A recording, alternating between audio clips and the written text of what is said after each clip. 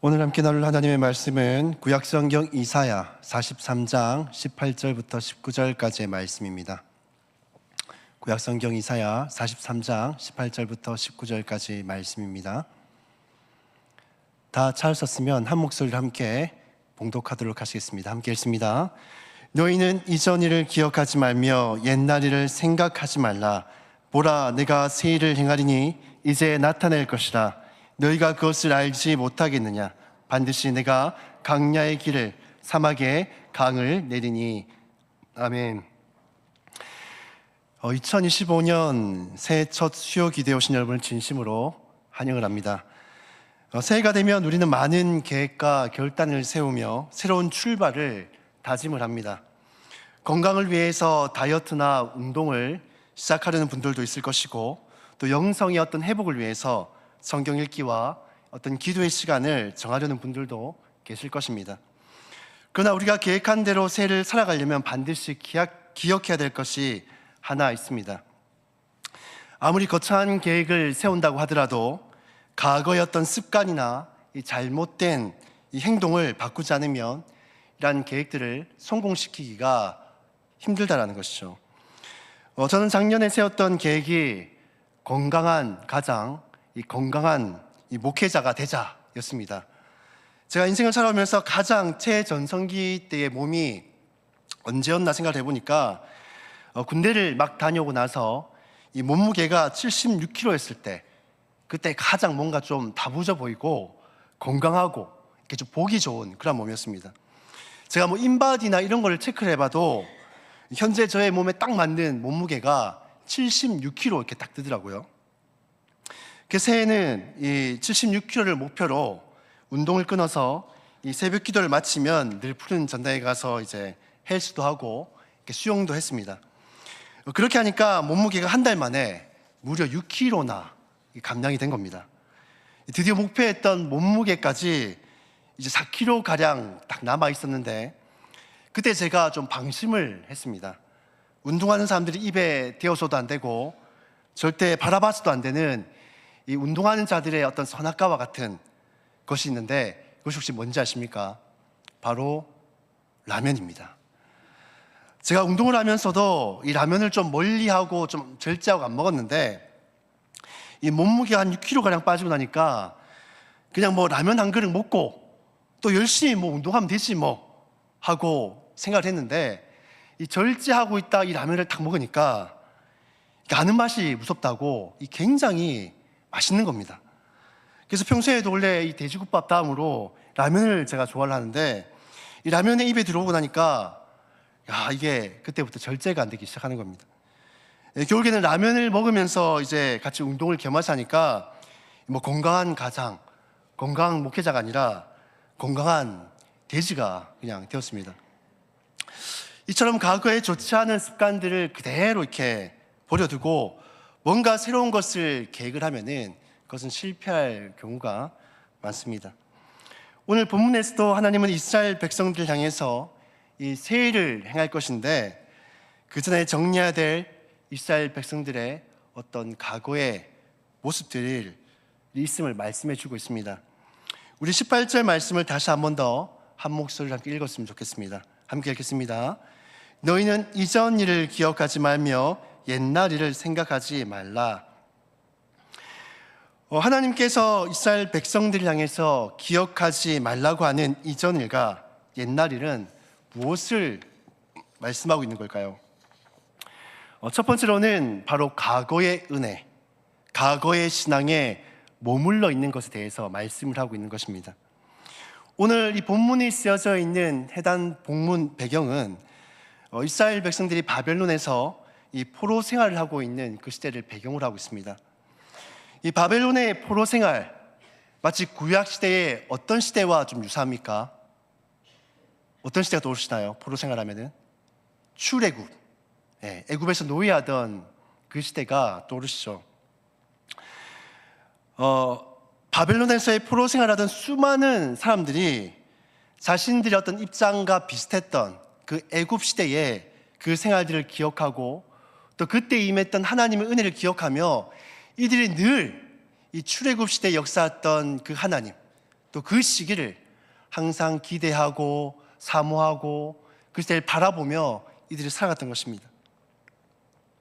그런데 하나님은 이런 이스라엘 백성들을 향해서 과거 이 출애굽 시대를 회상하며 그 시대를 그리워하지도 말고 생각하지도 말라라고 말씀하고 있습니다. 어찌 보면 그거 하나 붙들고 이제 살아가는데 너무나도 좀 잔인한 처사가 아닌가라고 생각할 수 있지만, 이 하나님께서 이렇게 말씀하신 데는 이유가 있습니다. 왜냐하면 그들의 신앙이 과거에만 머물러 있었기 때문입니다. 우리가 성경 말씀을 보면 구약시대에 무수하게 역사하셨던 그 하나님의 역사에 대해서 우리가 알게 되어집니다. 그런데 문제는 무엇인가 하면 과거에 역사하신 하나님이 과거에 역사하신 하나님으로만 머물러 있는 것이 문제라는 것이죠. 하나님은 현재를 살아가는 하나님의 백성들을 향해 과거에 하나님이 하신 일들에 대해서 전혀 알 필요도 없고 관심도 가지지 말라라고 말씀하는 것이 아닙니다. 성경 말씀을 보면서 그저 하나님을 과거에 어떠한 특정한 환경에서나 혹은 특정한 사람에게서나 나타나고 역사하신 하나님으로만 생각하지 말라라는 것입니다. 하나님은 우리에게 성경의 말씀을 남겨주신 데에는 과거에 나타나신 하나님을 현재 역사하신 하나님으로, 나의 하나님으로 믿고 기대하고 소망할 수 있어야 한다는 것입니다. 마가복음 12장 27절에는 이렇게 말씀을 합니다. 우리 같이 한번 읽어볼까요? 함께 읽습니다. 하나님은 죽은 자의 하나님이 아니요 잔 자의 하나님이시라. 하나님은 과거 이 죽은 자 가운데서 역사하신 그 하나님이 아니라 현재를 살아가는 우리의 그 하나님 되심을 믿으시기를 바랍니다. 과거에 홍해를 가르던 그 하나님, 출애굽을 행하시던 그 하나님, 출애굽 속에서만 역사하셨던 그 하나님이 아니라 나의 삶 가운데서도 이 홍해와 같은 불가능해 보이는 막다른 길 가운데 있는 그 길을 열어가시고 불가능한 일 가운데 구원을 베풀어 주신 그 하나님 되심을 우리는 믿어야 한다는 것입니다. 우리가 그 하나님을 믿으시길 바랍니다. 과거에만 머물러 있는 그 하나님 아니라 그 과거 속에 나타나신 그 하나님이 현재를 살아가는 우리의 그 하나님이 되시기를 주님의 이름으로 축복합니다. 두 번째로 하나님이 기억하지 말고 생각하지 말라는 것은 바로 우리의 죄악입니다. 이스라엘 백성들이 현재 포로 생활을 하고 있는 이유가 무엇 때문입니까? 결국에는 그들의 죄 때문이죠. 우상 숭배를 비롯한 하나님의 말씀 앞에 수없이 불순종했고 심지어 이를 경고한 수많은 선지자들을 오히려 핍박하고 박해했을 뿐만 아니라 그들의 생명을 앗아가는 일도 저질렀습니다. 결국엔 하나님의 말씀하신 대로 이스라엘 백성들은 이 바벨론의 포로로 끌려가게 되어집니다. 하나님은 이제 이들을 위한 세를 행하려고 준비하고 계십니다. 이들을 향한 그 세일이 무엇일까요? 바로 이 포로 생활을 마치고 본국으로 귀환하여서 다시금 회복된 하나님 나라에서 하나님의 백성으로서 살아가는 것입니다. 그런데 만약 이들이 본국으로 돌아갔는데 여전히 이들이 행했던 그 죄를 여전히 행하고 있고 여전히 하나님 말씀 앞에 불순종하며 그렇게 살아간다면 어떻게 될까요? 이 밑빠진 독에 물을 붓듯이 이 포로 생활을 끝내고 본국으로 돌아가는 한들 그들의 마음과 몸은 여전히 하나님을 떠나가 있는 것이죠.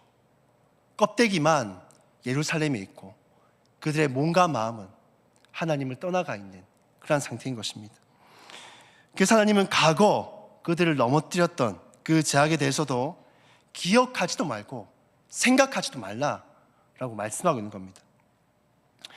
우리가 소돔과 고모라의 그 심판에 대해서 다들 아실 것입니다. 거기서 롯의 아내에 대한 이야기를 다들 아실 것인데 하나님은 롯의 가족에게 절대 이 심판이 임하는 가운데 소돔과 고모라를 향해 돌아보지 말라라고 경고를 하셨습니다. 하지만 롯의 아내가 어떻게 합니까? 결국에는 무너져가는 제약된 도시인 저 소돔과 고모를 향해 돌아봄으로써 결국에는 소금 기둥이 되어지고 말았습니다. 소돔과 고모라가 우리가 잘 알고 있듯이 굉장히 풍요롭고 발전된 도시였습니다. 하지만 하나님의 관점에서 볼 때는 그 땅은 제약된 도시였고 또 심판을 받아야 될 대상이었습니다. 그러한 곳을 아쉬워하며 뒤돌아본다는 것은 구원이라는 큰 은혜를 받았음에도 불구하고 그것이 얼마나 귀한 것인지 알지 못하고 구원받기 이전에 그 제약 가운데 있던 우리의 그 모습들을 놓지 못하고 그것을 아쉬워하며 그것을 그리워하며 그것을 돌아보는 것을 뜻하는 것입니다. 사랑하는 성도 여러분, 구원받은 하나님의 백성들은 구원받기 이전에 이 세상적인 모습들, 세상의 종욕들, 이 세상의 어떤 가치관들, 제약된 모습들이라는 것들로부터 우리는 돌이켜야 합니다.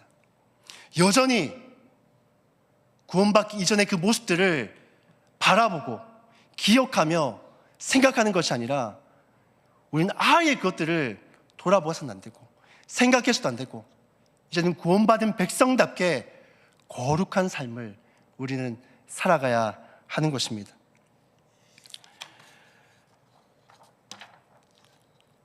사랑하는 성도 여러분, 죄를 생각하는 것이 아니라 우리의 과거의 모습을 생각하는 것이 아니라 우리가 받은 구원의 은혜를 생각하고 또 이 세상을 사랑하기보다는 하나님을 사랑하고 우리의 모든 생각과 시선이 하나님께 집중될 수 있기를 주님의 이름으로 축복합니다.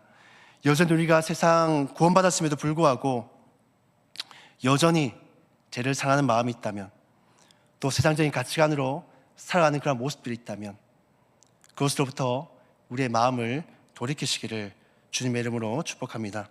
이 세 번째로 기억하지 말고 생각하지 말아야 될 이전의 일과 옛날 일은 바로 과거의 아픔과 바로 실패입니다. 이스라엘 백성들은 바벨론의 침공으로 인해서 철저한 실패와 아픔을 맛보았습니다. 성전이 무너졌고요, 나라도 잃었습니다. 또 백성들은 뿔뿔이 흩어지게 되어졌습니다. 하나님은 이제 넘어지고 실패한 이 과거의 일을 바라보는 것이 아니라 이제 그들 가운데 새롭게 행하실 그 은혜를 바라보고 소망하라라고 말씀하고 있는 것입니다. 하나님께서 쓰시는 사람은 연약한 사람, 실패한 사람,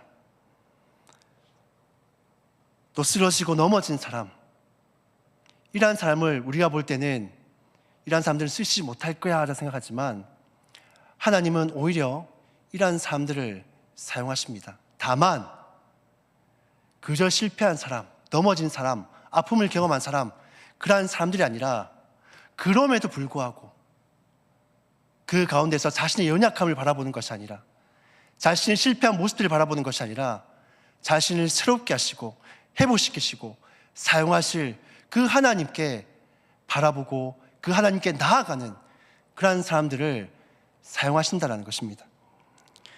우리는 대표적으로 믿음의 사람인 이 다윗을 여러분들은 아실 것입니다. 다윗은 우리가 생각할 때에 어떠한 실패도 연약함도 전혀 없는 무결한 사람처럼 느껴지지만 이 다윗은 그 누구보다도 실패를 많이 경험했고 그 누구보다도 연약함이 많았던 인물이었습니다. 우리의 안에 이 밧세바 사건이나 혹은 압살롬의 반역 등 다윗은 수많은 실패와 연약함 속에서 살아갔던 인물이었습니다. 하지만 그럼에도 불구하고 하나님께서 그를 사용하신 이유가 무엇입니까? 그는 과거에 자신의 실패한 모습, 연약한 모습을 바라보는 그런 사람이 아니라 그럼에도 불구하고 자신을 사용하실, 회복시키실 그 하나님께 바라보고 그 하나님을 의지하며 나아갔기 때문입니다. 사랑하는 성도 여러분, 우리는 이 세상을 살아가면서 참 많이 깨어지고 넘어지기도 합니다. 하지만 넘어지고 실패했다고 해서 자신의 그 연약함만을 바라보고 있다면 우리는 결코 변화될 수 없습니다. 그 연약함을 넘어서 하나님을 바라볼 때 우리를 회복시키실 그 하나님을 의지하며 나아갈 때 하나님은 우리를 보다 나은 하나님의 그 사람으로 새롭게 세워가실 줄로 믿습니다. 우리는 그 하나님을 바라보고 나아가야 합니다.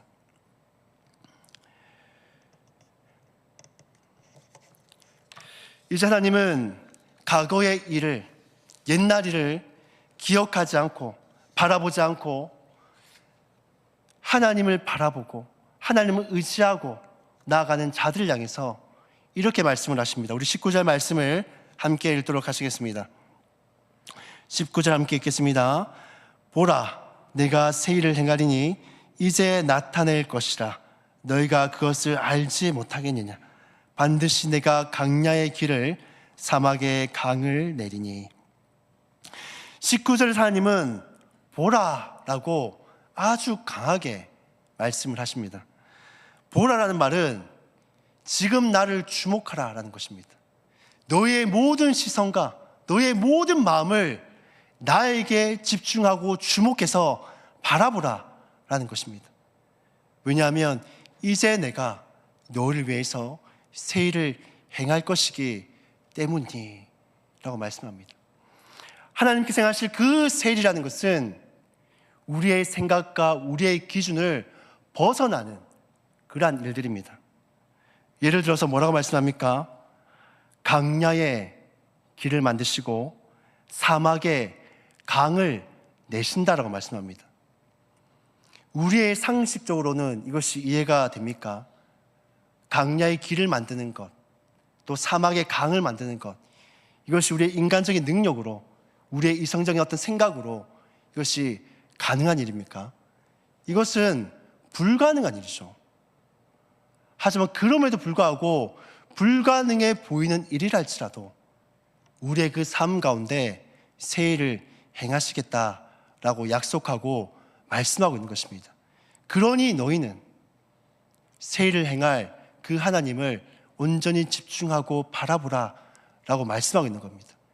우리의 과거의 일들, 예전 일들, 그것을 주목하는 것이 아니라 우리 가운데 새 일을 행하실 그 하나님을 온전히 집중하며 주목하며 바라보라 라고 말씀하고 있는 것입니다. 사랑하는 성도 여러분, 하나님은 우리를 향한 계획들을 가지고 계십니다. 우리를 향한 그 새 일을 행하기를 원하십니다. 우리는 그 하나님을 바라보고 그 하나님을 집중하며 우리의 시선을 고정하며 나아가야 됩니다. 연약한 우리를 바라보는 것에서부터 하나님을 바라봐야 되고, 과거에 실패했던 경험에서부터 하나님을 바라봐야 되고, 우리의 그 제약된 모습으로부터 우리를 새롭게 회복시키실 그 하나님을 바라보고 집중하며 나아가야 하는 것입니다. 그렇게 행할 때에 하나님은 우리를 위해 그 새 일을 행하시겠다라고 약속하고 계신 것입니다. 사랑하는 성도 여러분, 우리의 모든 시선을 하나님께로 집중하시기를 바랍니다. 그 하나님은 우리를 위해 새 일을 행하실 것입니다. 우리가 새 일을 행하실 그 하나님을 바라보며 오늘 하루도 우리의 모든 삶을 주 앞에 맡겨드리며 기도하며 나아가는 저와 여러분들 다 되시기를 주님의 이름으로 축복하며 나갑니다. 우리 함께